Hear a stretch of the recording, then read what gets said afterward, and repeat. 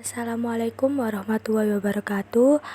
Kami dari kelompok 2 akan menjelaskan mengenai sejarah ketatanegaraan Indonesia. Proklamasi Kemerdekaan Republik Indonesia. Proklamasi Kemerdekaan Indonesia tanggal 17 Agustus 1945 menjadi landasan hukum bagi semua bentuk peraturan dan berbagai macam ketentuan yang ditetapkan di Indonesia. Dua substansi pokok pada proklamasi. Yang pertama, yaitu kedaulatan penuh dalam mengatur atau menata sistem ketatanegaraan sendiri. Yang kedua, pemindahan kekuasaan dan lain-lain yang diselenggarakan dalam waktu yang sesingkat-singkatnya.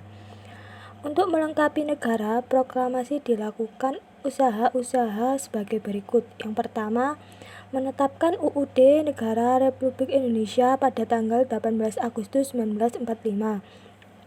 2. Penetapan Soekarno dan Hatta sebagai Presiden dan Wakil Presiden oleh PPKI. Yang ketiga, pembentukan kementerian oleh Presiden. Yang keempat, pengangkatan anggota KNIP oleh Presiden dan akan bekerja sama dengan Presiden. Yang kelima, pembentukan 8 provinsi. Proklamasi adalah norma pertama dari tata hukum Indonesia. Maksudnya adalah norma yang adanya pertama kali karena menjadi dasar bagi berlakunya norma-norma yang lain. Norma seperti ini masih bersifat sosiologis dan politis. Oleh karena itu, untuk memberikan kekuatan yuridis normatif, perlu dirumuskan dalam norma fundamental negara atau Staatsfundamental Norm dalam perspektif normatif yuridis. Staatsfundamental Norm merupakan norma tertinggi dalam suatu negara. Tidak dibentuk oleh norma yang lebih tinggi, bersifat presupposed atau ditetapkan terlebih dahulu oleh masyarakat, serta merupakan norma tempat bergantungnya norma-norma hukum di bawahnya. Menurut Hans Nawiansky, Staatsfundamental Norm merupakan dasar pembentukan konstitusi atau UUD termasuk norma pengubahnya. Sedangkan menurut Carl Schmitt, konstitusi merupakan keputusan bersama tentang sifat dan bentuk kesatuan politik yang disepakati oleh bangsa. Proklamasi dan Staatsfundamental Norm memiliki hubungan hukum yang sangat erat. Keduanya merupakan satu kesatuan yang tidak terpisahkan. Hal ini tertuang seperti dalam alinea 4 pembukaan UUD 1945. Sejarah lahirnya UUD 1945. Kelahiran UUD 1945 tidak bisa dipisahkan dengan perjuangan kemerdekaan negara Indonesia. Berabad-abad bangsa Indonesia mengalami kerugian dan penderitaan multidimensi di bawah penjajahan negara lain, yaitu Portugis, Belanda, dan Jepang. UUD Negara Republik Indonesia memiliki sejarah yang dinamis sejalan dengan dinamika ketatanegaraan yang berlaku dan berkembang. Sejak negara Indonesia berdiri hingga saat ini, telah terjadi beberapa kali pergantian UUD yang pernah berlaku di Indonesia, yaitu yang pertama, UUD 1945 berlaku dari 1945 hingga 1949. Yang kedua, Konstitusi RIS berlaku pada 1949 hingga 1950. Yang ketiga, UUDS berlaku pada 1950 hingga 1959. Yang keempat, kembali lagi ke UUD 1945 mulai 1959 hingga sekarang. Masuki tahun 1945, kekalahan dialami oleh tentara Jepang dalam peperangan di Asia Tenggara melawan sekutu. Saat mengetahui kondisi inilah, pemerintah Jepang mengambil beberapa langkah politik untuk menarik berbagai dukungan dari bangsa Indonesia. Upaya ini dilakukan agar bangsa Indonesia bersedia ikut serta dalam memerangi tentara sekutu.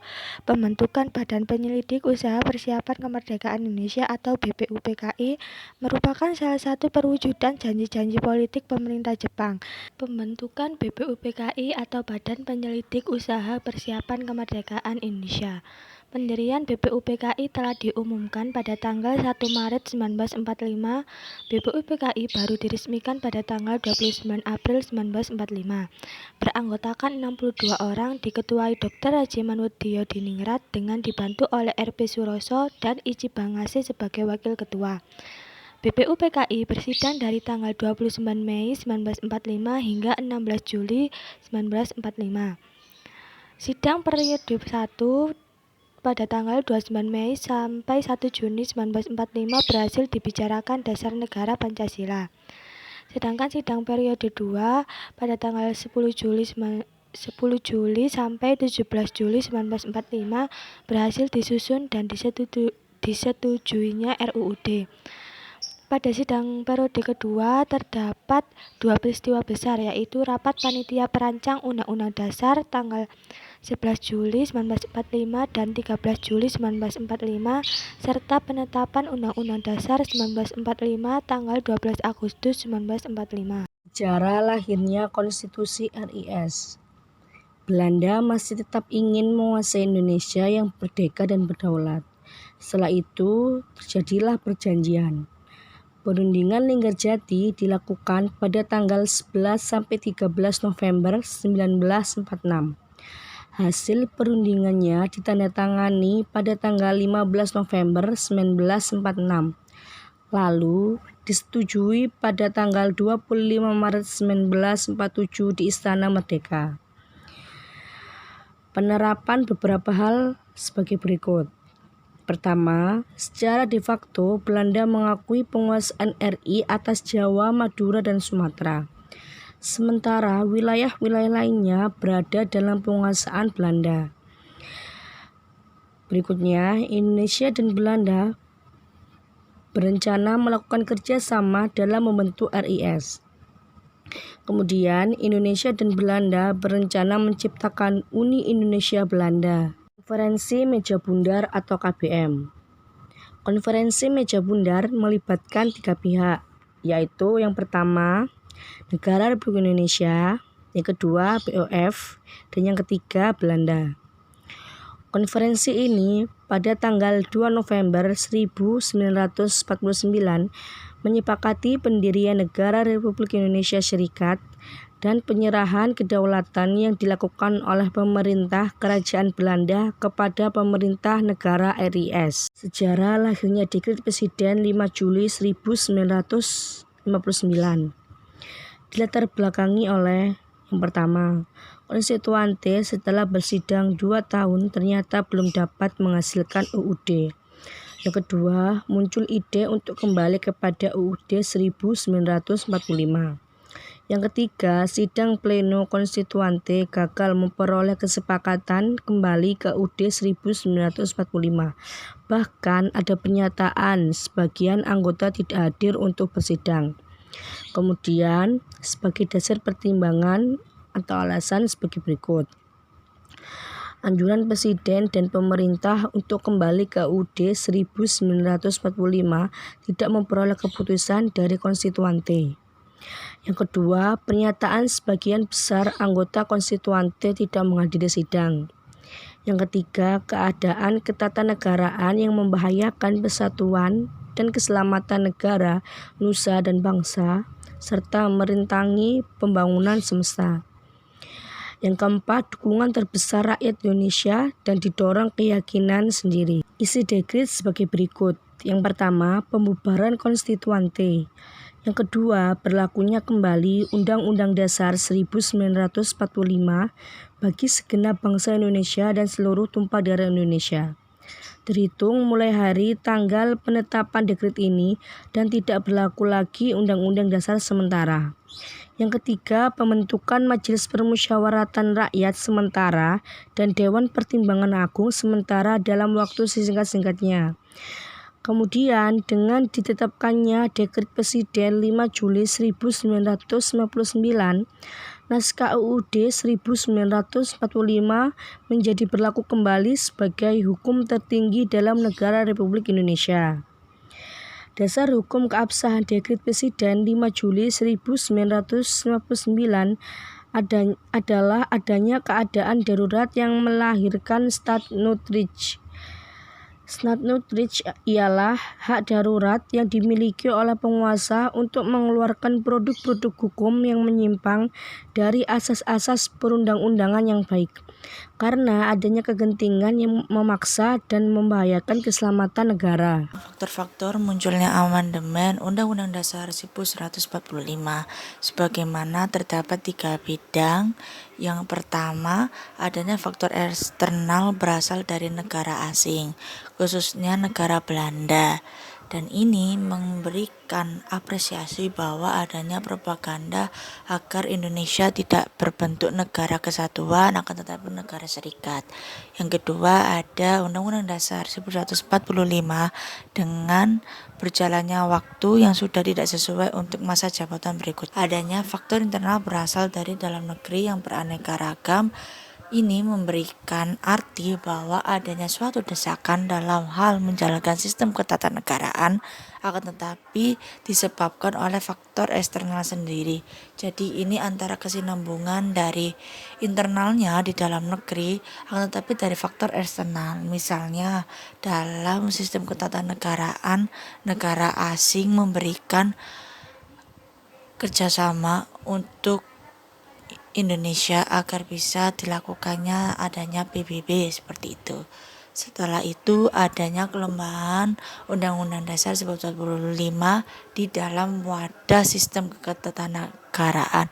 Yang pertama, Undang-Undang 45 memberikan pembangunan sistem politik yang memberi kekuasaan sangat besar kepada jabatan presidennya saat itu, sehingga memberikan asumsi steril dan kekuatan kontrol untuk keseimbangan kekuatan dari ancaman luar, karena tidak ada mekanisme checking atau keseimbangan yang ketat di zamannya. Setelah itu, kedua, lembaga legislatif yang memberikan artian praktis dan cekatan oleh presiden. Ini memberikan arti atribusif dan delegasinya untuk memberikan kewenangan yang sangat besar untuk menafsirkan hal-hal yang penting yang ada di dalam Undang-Undang Dasar 45 dengan peraturan pelaksanaannya atau yang bisa disebut dengan Undang-Undang Organik. Selanjutnya yang ketiga ada Undang-Undang Dasar 1945 yang memberikan pasal-pasal tertentu tentang kekuasaan yang multitafsirnya. Setelah itu yang keempat ada Undang-Undang 1945 yang memberikan arti penggantungan pada semangat orang dengan pernyataan bahwa semangat penyelenggaraan negara lah yang akan menentukan baik atau buruknya negara ini. Dengan kelemahan-kelemahan tersebut, maka sesuai dengan tuntutan reformasi yang dimulai pada tahun 1199 Undang-Undang Dasar 1945 yang diamandemen memberikan alasan-alasan yang signifikan bahwa Undang-Undang 1945 tersebut perlu diamandemen dengan adanya 5 alasan yang bisa dilihat di slide ini. Yang pertama ada alasan historis ataupun bisa disebut dengan undang-undang bersifat sementara. Selanjutnya ada tentang alasan filosofis. Ini memberikan arti sebagaimana Undang-Undang Dasar 1945 yang dimulai reformasi tahun 1999 yang diamandemenkan. Ini memberikan alasan filosofis sebagai paduan gagasan-gagasan yang saling bertentangan. Nah, ada alasan teoritis, yaitu di mana memberikan batasan kekuasaan. Itu alasan yuridisnya. Tentu jika membahas alasan yuridis melihat dari landasan hukum yang telah diajukan. Ini undang-undang dilihat dari bahasa hukumnya sebagaimana. Misal bahasa hukumnya itu seperti adanya klausul perubahan. Setelah itu adanya alasan politis hingga alasan praktis. Ini memberikan arti sebagaimana banyaknya penyimpangan dalam pelaksanaannya. Selanjutnya ada tentang garis besar perubahan sistem ketatanegaraan pasca amandemen Undang-Undang 1945. Adapun peraturan perundang-undangan yang mengalami perubahan atau pergantian bahkan dihilangkan dalam kehidupan ketatanegaraan Indonesia memiliki opsi. Yang pertama, dalam ketetapan TAP MPR nomor 4/MPR/1993 tentang referendum, dan kedua Undang-Undang nomor 5 tahun 1985 tentang referendum juga, dan yang ketiga Undang-Undang di bidang politik. Ini memberikan arti dalam Undang-Undang Susduk MPR/DPR atau DPRD, Undang-Undang Pemilihan Umum, Undang-Undang Partai Politik, dan lain sebagainya. Undang-undang ini memberikan arti yang dimana akan digantikan dengan Undang-Undang nomor 4 tahun 1995 tentang Susduk MPR/DPR atau -DPRD. Setelah itu direkonstruksi ulang di dalam Undang-Undang nomor 2 tahun 1999 tentang Parpol dan Undang-Undang nomor 3 tahun 1999 tentang Pemilihan Umum. Dan yang keempat, tentang adanya UU nomor 5 tahun 1974 tentang pemerintahan di daerah atau disebut dengan Perda. Setelah itu diganti dengan Undang-Undang nomor 22 tahun 99 serta adanya Undang-Undang nomor 25 tahun 1999 yang bisa disebut tentang Undang-Undang Otonomi Daerah. Setelah itu di dalam Undang-Undang 1995 ini mengalami 4 kali perubahan ataupun sisa kita sebut dengan pengamandemenan atau diamandemen yang ada 4 pengalami perubahannya. Yang pertama, di Sidang Umum MPR 1199 pada tanggal 14 hingga 21 Oktober tahun 1999 tentang perubahan pertama di Undang-Undang Dasar 1945. Yang kedua, Sidang Tahunan MPR 2000 yang jatuh pada tanggal 7 hingga 18 Agustus tahun 2000 yang menjadikan arti perubahan kedua Undang-Undang Dasar 1945. Dan yang ketiga, Sidang Tahunan MPR 2001 yang jatuh pada tanggal 1 hingga 9 November 2001 tentang perubahan ketiga Undang-Undang Dasar 1945. Dan yang keempat, Sidang Tahunan MPR 2002 tanggal 1 sampai 11 Agustus 2002 tentang perubahan keempat Undang-Undang Dasar 1945. Setelah amandemen keempat, Undang-Undang Dasar 1945 dikukuhkan atau dikokohkan pada Sidang TAP MPR tahun 2002, maka menjadikan ketatanegaraan Indonesia yang bisa diberikan klasifikasinya ke dalam 6 klaster. Yang pertama, 1. Bentuk negara menjadi kesatuan yang menjadikan landasan utamanya. Yang kedua, Indonesia sebagai negara hukum. Dan yang ketiga, terdapat sistem konstitusional pada era reformasi. Ini terjadi pasca ataupun setelah amandemen Undang-Undang 1945 berdasarkan checks and balances. Dan yang keempat, adanya mempertegas sistem pemerintahan presidensial. Dan yang kelima, Majelis Permusyawaratan Rakyat atau bisa disebut dengan MPR tidak ada lagi menjadikan lembaga tertinggi di negaranya, Indonesia. Dan yang keenam, hadirnya MK atau Mahkamah Konstitusi yang memberikan atau diberi juga wewenang untuk melakukan legislative review atau constitutional review terhadap undang-undang yang diuji oleh Undang-Undang Dasar 1945.